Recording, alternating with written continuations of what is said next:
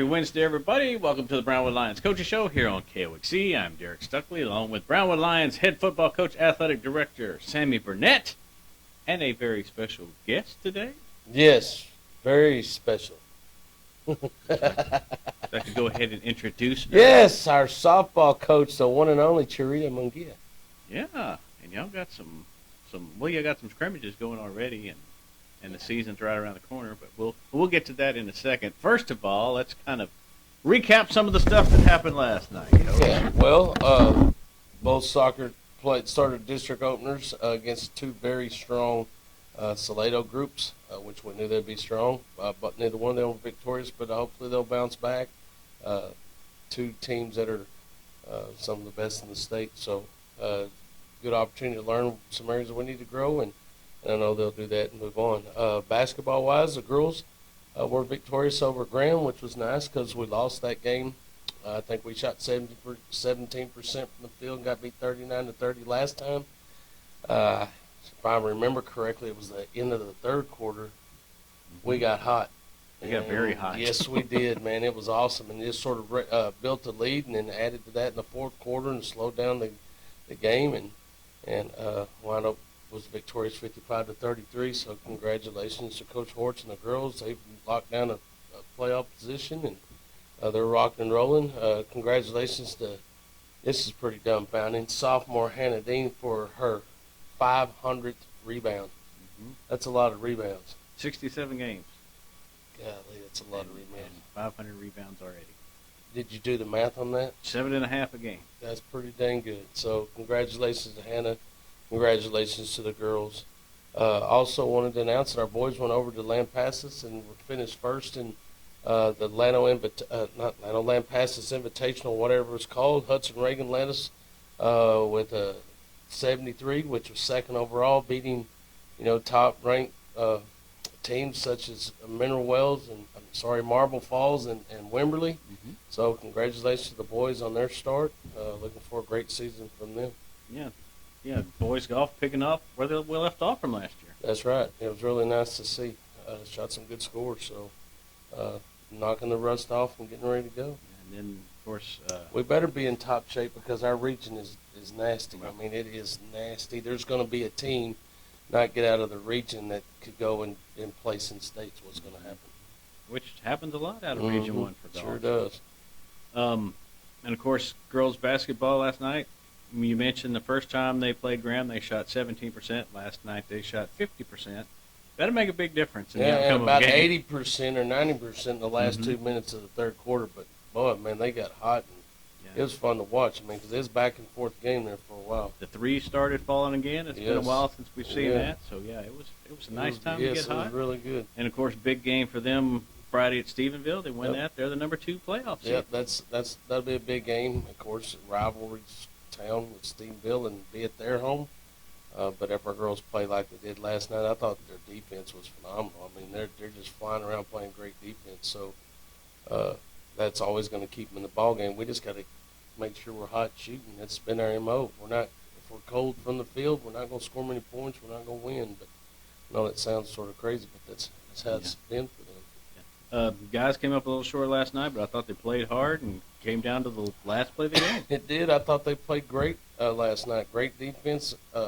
Graham has a big basketball team. I mean, they've got a lot of height. They got one kid that's got to be 6'5" at least, and big, thick kids, and they're hard to get rebounds from. Our kids battled and played really well. Had a chance to win at the end. Had a 3-point shot that didn't go in. We could drop the game by 2, but it was nice to see them compete at that level and have an opportunity to win a ball game. Okay. Well, before we jump into softball, tomorrow's realignment day. Oh, yeah. In case you forgot. I did forget. No, I any last-minute guesses, predictions, what you think may happen? My prediction. I think our district stays the same and you add Pecos. So Pecos. And I'm probably way off, but that's my prediction. I still think it's going to be Stephenville. I think it's going to be Stephenville. Where's Pecos going to go? I think they'll do the 2 5-team districts out in El Paso. Well, the El Paso ID, and then all the schools going up, and then with Pecos. And then you've got the Panhandle schools, and then our district. So you think Stephenville's going to replace Estacada? No. Yes. Yeah. In that district. Yeah. Well, it's not a bad guess either, so we'll see. Mm-hmm. I'll be way off, but I'm always way off. That's why I hope- don't ever try to guess. I hope you're right. The UIL will trick you every time, so I'll just wait and see. I hope you're tomorrow. right because I'm just dying to drive out to Pecos Are you? and watch us play. You only have to do it once in 2 years, so it's Well, as much gas as it takes, it's like a 2-year trip to get out Yeah, there. you have to take a loan on the house. Yeah. Well, I hear nothing but whining from y'all. I'll be just thoroughly tickled pink to drive to I Pecos. know you would be. So we'll see what happens tomorrow. Oh, I guess tomorrow, the biggest concern for you, still trying to line up a week 2 game, or Yeah, what's your biggest gonna be your concern thing? for me will be trying to get week 2. I did talk to Wall again yesterday. He reached out to me. He's still very interested in playing because I'd have a list of about 12 schools that need a week 2 game, but they're all over 3-hour drives. So from 2:45 to almost 4 hours. So common sense says if we can play a game closer to home, do so. Wall's going to be a good football team. They're a class below us, but they're a phenomenal program, phenomenal football team. He's very interested because he cannot get games, and I can't get games either. So we'll look at that one first, and then depending upon what size district we're in, if we're in a 5-team district, and it doesn't include Stephenville, and Stephenville is in a 5-team district as well, we'll play them week 6. If they happen to be in a week 6-team district, then we'll have to find a week 6 game. If we happen to be in a 6-team district, we do not need a week 6 game, so there's a lot of variables in that. Say that we're in the same district, it's in a 5-team district. Now we're both trying to find a week 6 game, and you'll just have to find any game you can. I mean, we may travel to Canyon, who knows? But you got to find another team in the state that's a 5-team district and go try to get games from those 5 guys. So that's usually how that works. A district will match up with one of their opponents. So what a team, say District 6 and District 1 have 5 teams. Everybody in District 6 is going to try to get a game with District 5 because they all need a week 6 game. So we'll try to get that done, and then I'll go right after that. I'll start working on home and away, trying to figure out that with preseason. I got a couple of commitments. You know, we went to Wiley last year, so they're going to come here, and Glen Rose said they do everything they could to come here, so that's 2 whole games right there. So we'll be looking for about 3 more home games. A couple of those you'll get in district. Mm-hmm. So that could be done pretty quick. We'll see. Well, regardless, there will be surprises tomorrow. There sure will be. There's always surprises. Everyone's calling and asking me what I think, and they know Well, you're a wise man. They know I'm not very intelligent, but I'm telling you this: you can never outguess the UIL. It's true. I mean, they just keep it. I mean, it's crazy. At 9 o'clock tomorrow, everybody will find out. Mm-hmm. Mm-hmm. But I'm telling you, it won't be 8:59. It won't be 9:01. It's going to be 9 o'clock. Mhm. Boom, and it's a mad dash to get a packet and figure out what's going on. That's right. And when we get back next week, we'll have a whole lot more to talk about. Yes, we will. All right. Well, now let's switch gears. Let's talk a little softball. That's a little more current. Right? Coach Munguia, you got a couple of scrimmages under your belt. Excuse me, sir. Sorry. Trying to do a radio show here. I understand. So how have things looked so far in the scrimmages? Well, we traveled to Burnett on Saturday, and I think our youth showed a little bit. We had some seniors that graduated that were very impactful vocally and in the lineup, and we also didn't have our all-state catcher Chloe Walls with us.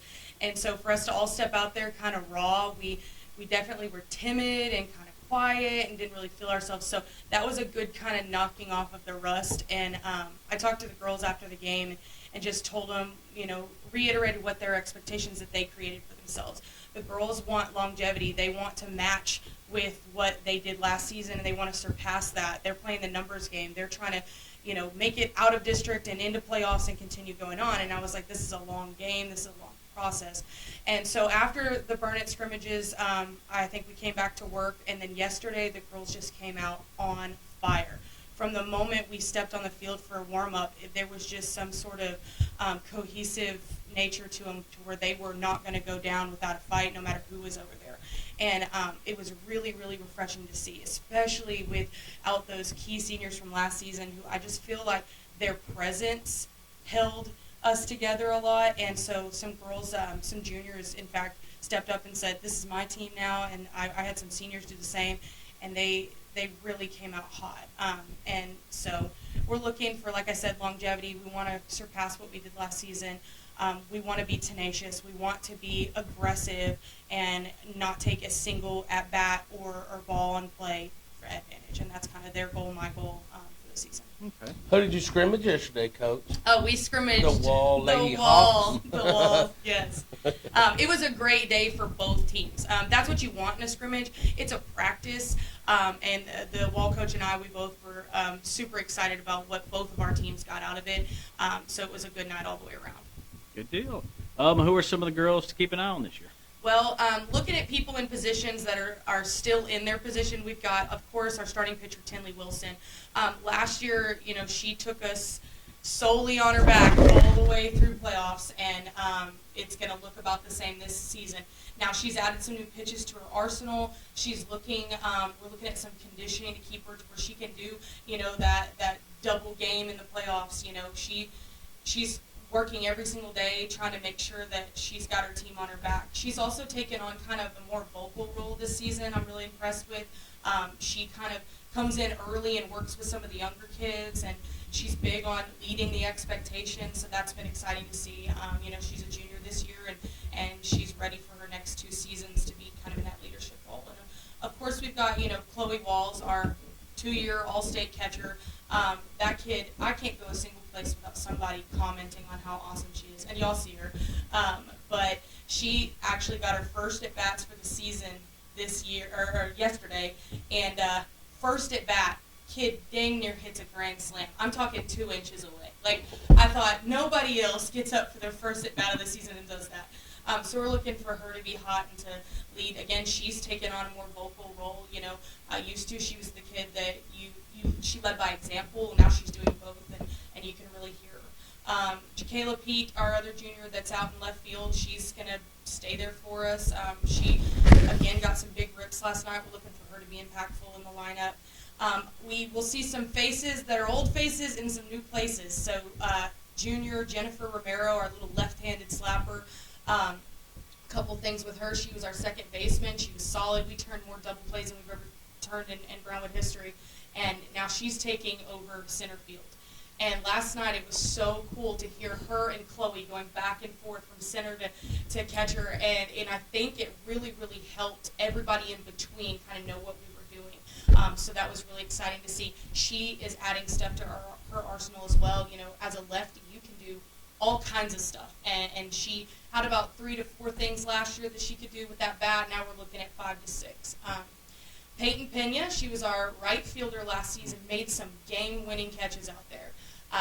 We've had some corners that were missing this season because of losing Cecil and Mia. And Peyton Pena stepped up and said, I'm taking first base. And I was like, all right, let's do it. And she got out there, and it's like everybody around her trusts her. And that's a big thing for a first baseman. You've got to have somebody with a glove that you're willing to give all of it to, and you know she's going to stop it even if you're a ride. And we'll see her being impactful in the lineup. Michaela Mendoza is our other junior. She was a utility player for us last season. We're looking for her to do some similar roles, to be one of those kids, she can bounce from place to place, whether that be in the lineup or on the field.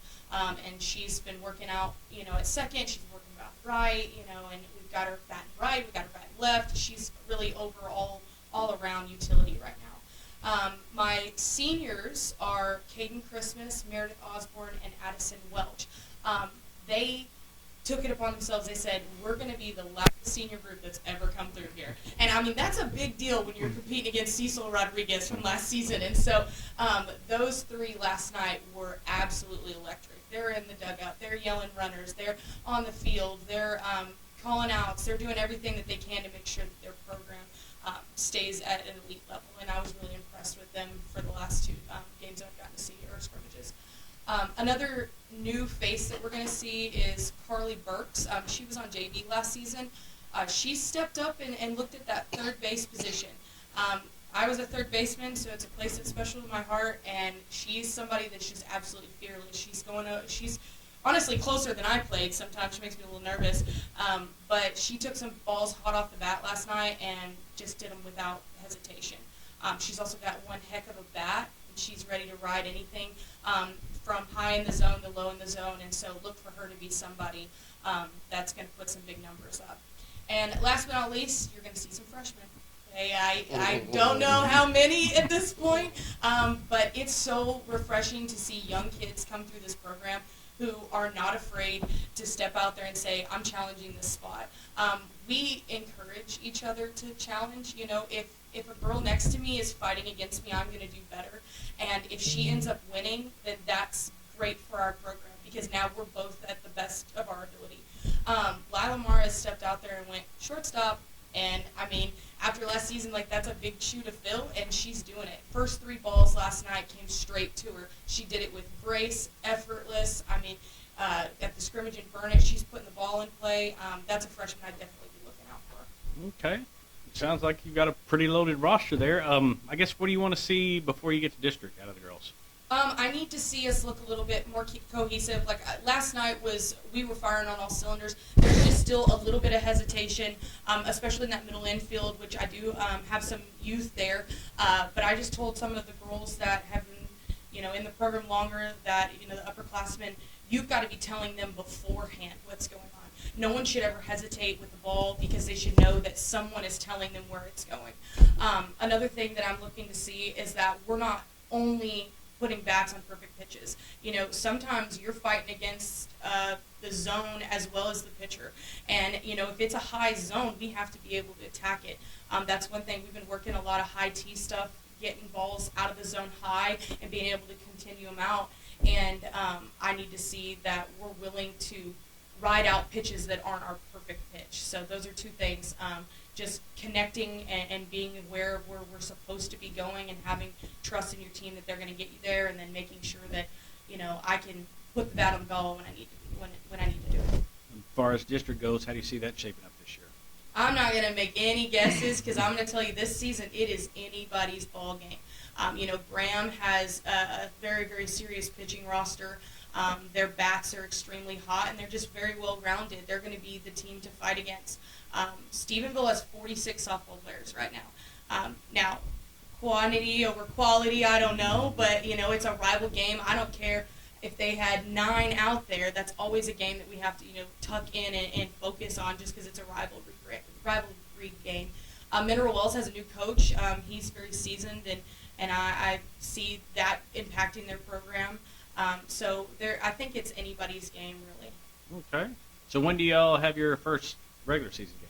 So our first game is February 12th against Jim Ned. That's going to be at home. I think I'm at 5 and 6:30 on that one. But we like to start with Jim Ned. They always bring a lot of good quality at bats up against Henley, and so that gives our defense some work. They usually have some pretty good pitching, and so that's somewhere that it's a good place to start for us. Okay. Y'all got any more scrimmages between now and then? Yes, we are heading to Abilene Cooper on Saturday.